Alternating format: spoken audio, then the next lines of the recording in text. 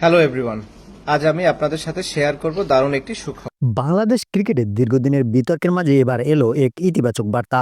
সাবেক অধিনায়ক তামিম ইকবাল মন্তব্য করেছেন, বাংলাদেশ যদি বিশ্বকাপ জিততে চায় তাহলে বিশ্বের সেরা অলরাউন্ডার সাকিব আল হাসানকে দলে দরকার।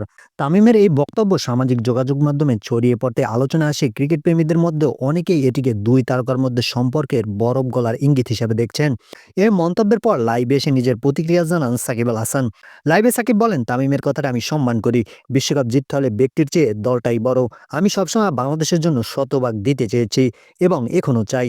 সাকিব আরও বলেন, অভিজ্ঞ খেলোয়াড়দের দায়িত্ব হলো দলের স্বার্থকে সবার আগে রাখা এবং তরুণদের পাশে দাঁড়ানো। তার মতে ঐক্য থাকলেই বড় সাফল্য সম্ভব।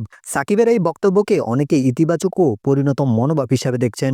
দীর্ঘদিন পর দুই সিনিয়র ক্রিকেটারের এমন বক্তব্য বাংলাদেশ দলের জন্য আশার আলো বলেও মন্তব্য করেছেন বিশ্লেষকরা।